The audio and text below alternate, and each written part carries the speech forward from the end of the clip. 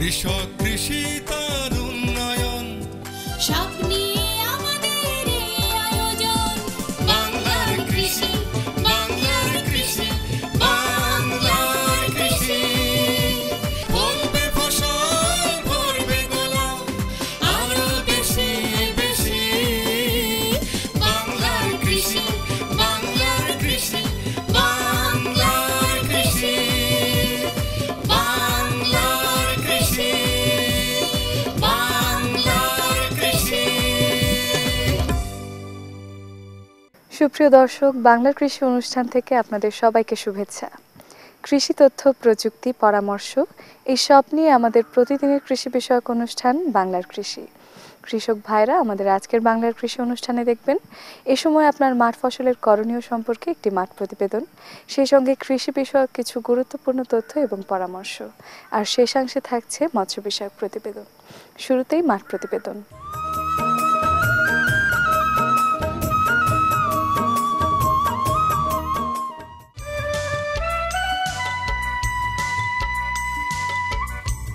পেঁয়াজ একটি মশলা জাতীয় ফসল। এর পাতা ও ডাঁটা ভিটামিন সি ও ক্যালসিয়াম সমৃদ্ধ। বাংলাদেশে বর্তমানে প্রায় 1,27,000 হেক্টর জমিতে পেঁয়াজ চাষ করা হয়।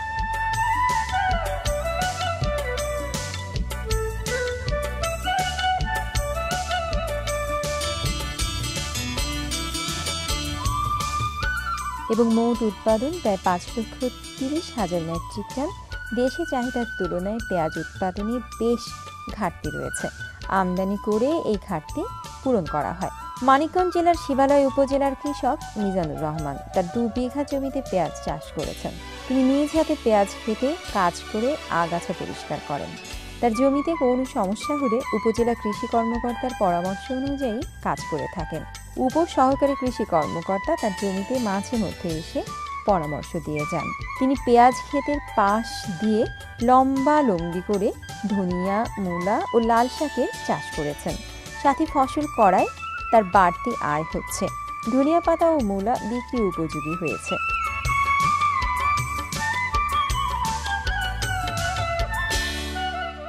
এই বছরে 2 বিঘা পেঁয়াজের আবাদ করেছি, তাতে ভালো ফসলেরই দেখা যাচ্ছে। তা কৃষি অফিসাররা এসে একটা ওষুধ প্রয়োগ করতে বলছে, আমরা সেই ওষুধ প্রয়োগ করে মোটামুটি এখন ক্ষেত মোটামুটি সুস্থ।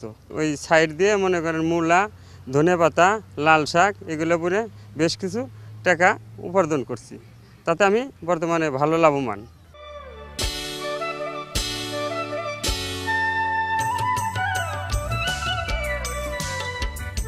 পাশে তার আরও 2 বিঘা জমিতে পেঁয়াজ চাষ করছেন।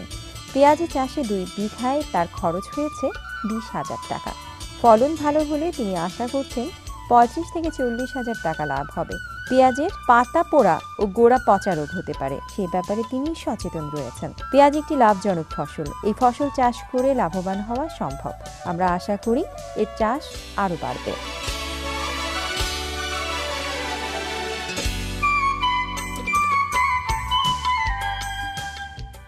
আমার এখানে জমিতে পেঁয়াজ, সরিষা, ভুট্টা চাষাবাদ হচ্ছে। বর্তমানে ফসলের অবস্থা ভালো, পেঁয়াজের অবস্থাও ভালো। আমার এই চাষি পেঁয়াজের সাথে লাল শাক, মূলা, ধনিয়া পাতা সাথী ফসল হিসেবে চাষাবাদের পরামর্শ দিয়েছি এবং সে সেভাবেই করেছে।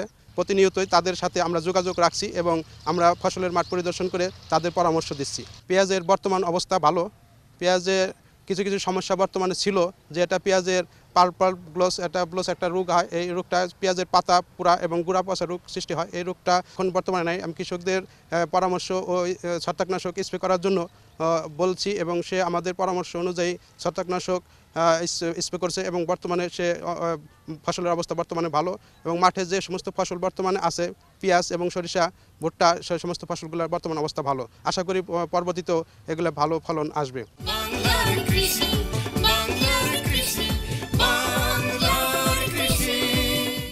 কৃষক ভাইরা দেখছেন বাংলাদেশ টেলিভিশনের প্রতিদিনের কৃষি বিষয়ক অনুষ্ঠান বাংলার কৃষি। এ সময় আপনার মাঠ ফসলের করণীয় সম্পর্কে আপনাদের জানাতেই আমাদের বাংলার কৃষি। সঙ্গেই থাকুন এবারে মৎস্য বিষয়ক প্রতিবেদন।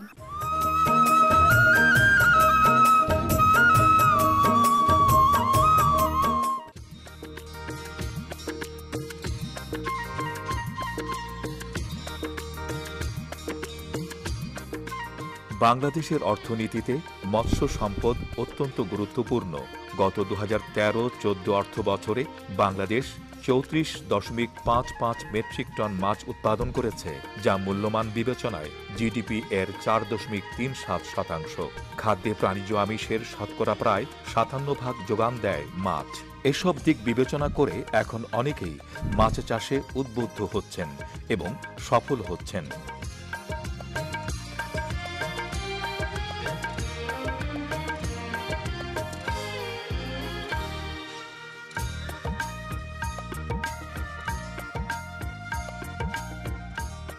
পাবনা জেলাধীন সাঁথিয়া উপজেলার মেহেদিনগর গ্রামের এমনই একজন সফল মাছ চাষীর নাম মোহাম্মদ আবুল কালাম আজাদ।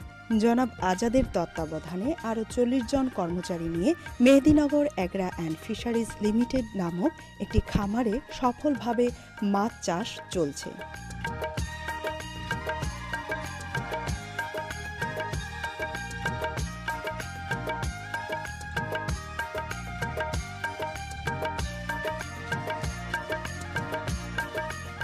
এ খামারে পুকুরের সংখ্যা 9টি এবং মোট আয়তন 45 বিঘা।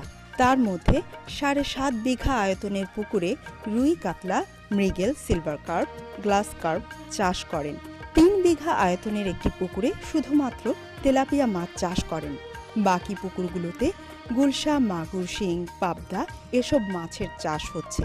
এসব পুকুরে মাছ চাষের মাধ্যমে সংশ্লিষ্ট কর্মচারী সহ আরও অনেক জেলে পরিবারের কর্মসংস্থান হচ্ছে। জনাব আজাদের মৎস্য খামার পরিচালনার জন্য 2 জন ম্যানেজার আছেন। ম্যানেজাররা এই প্রকল্পের কার্যক্রম পরিচালনা করলেও জনাব আজাদ প্রতিদিন সকাল বিকাল এ খামারে খোঁজ খবর নিয়ে থাকেন। খামারে সকাল বিকাল দুবেলা মাছকে খাবার দেয়া হয়। খামারে সাধারণত ভাসমান খাবার দেয়া হয়ে থাকে। পুকুরে পানির প্রবাহ সৃষ্টি করার জন্য অগভীর নলকূপের সাহায্যে পানি সরবরাহ করা হয়ে থাকে।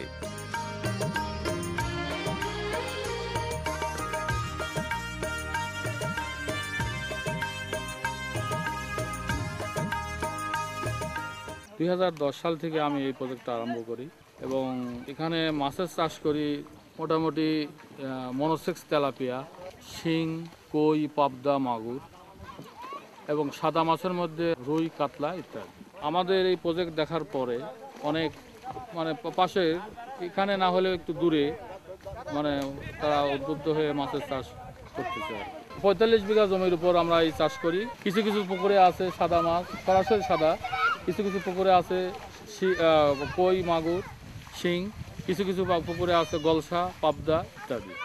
আমিষের পূরণ হচ্ছে, দেশের উন্নয়ন হচ্ছে এবং মাছ এখানে বিক্রি করার পরও ঢাকা, রাজশাহী এবং চিটাগাংও যাচ্ছে এই মাছ আমাদের এখান থেকে। পুকুরগুলো পাশাপাশি এবং একই সাথে এসব পুকুরে পরিচর্যা করা হয়। মাছ চাষকে বিজ্ঞান ভিত্তিক করার জন্য তিনি মৎস্য অধিদপ্তরের সাথে যোগাযোগ করে কাজ করেন। তিনি যে কোনো সময় মৎস্য অধিদপ্তরের কর্মকর্তাদের সাথে প্রয়োজনীয় পরামর্শ গ্রহণ করে থাকেন।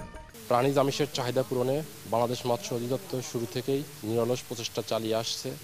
এই কার্যক্রমের অংশ হিসেবে সাঁথিয়া উপজেলায় বেশ আগে থেকেই পাঙ্গাস, মনোসেক্স, তেলাপিয়ার চাষের পাশাপাশি বর্তমানে শিং, মাগুর, কই, গুলশা, পাবদার উন্নত অগ্রসর প্রযুক্তিতে চাষ হচ্ছে এবং সাঁথিয়া উপজেলায় মাছের উৎপাদন বর্তমানে প্রায় ৬,৯০০ মেট্রিক টন, যেখানে চাহিদা ৬,১০০ মেট্রিক টন, অর্থাৎ প্রায় ৮,৮০০ মেট্রিক টন অতিরিক্ত মাছ উৎপাদিত হচ্ছে এই উপজেলায় এবং এই মাছ মূলত বেড়া সাথী আড়তের মাধ্যমে রাজধানী ঢাকা সহ বিভিন্ন জায়গায় বিক্রয়ের জন্য চলে যাচ্ছে। জনাব আজাদ তার খামারের মাছ ধরে স্থানীয় বাজারেও সরাসরি বাজারজাত করে থাকেন। জনাব আজাদের নিষ্ঠা, একনিষ্ঠতা এবং একাগ্রতা তাকে আজ সাফল্যের দ্বারে পৌঁছে দিয়েছে। এলাকার মাছ চাষী এবং সাধারণ মানুষের কাছে তিনি একজন সফল মৎস্য পুরুষ হিসেবে পরিচিত। তিনি পাবনা জেলায় মাছ উৎপাদনে অনবদ্য ভূমিকা রেখে চলেছেন।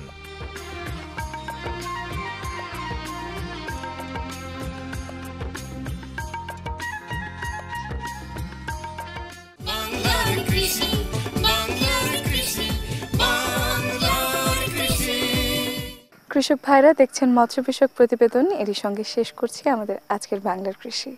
বাংলার কৃষি আগামীকাল একই সময় প্রচারিত হবে। এছাড়াও আমাদের অনুষ্ঠান সম্পর্কে আপনাদের মতামত আমাদের লিখে পাঠাতে পারেন। আমাদের লিখবার ঠিকানা প্রযোজক বাংলার কৃষি, কক্ষ নং 222, বাংলাদেশ টেলিভিশন, টেলিভিশন ভবন, রামপুরা, ঢাকা। আমাদের ইমেইল নাম্বার banglarkrishi@ais.gov.bt। আমাদের ফেসবুক আইডি বাংলার কৃষি। আপনারা ইচ্ছা করলে আমাদের অনুষ্ঠানটি ইউটিউবেও দেখতে পারেন। কৃষক ভাইয়েরা, আপনাদের সুস্থতা এবং মঙ্গল কামনা করে শেষ করছি আমাদের আজকের বাংলার কৃষি। আল্লাহ হাফেজ। কৃষক কৃষি তার উন্নয়ন, সব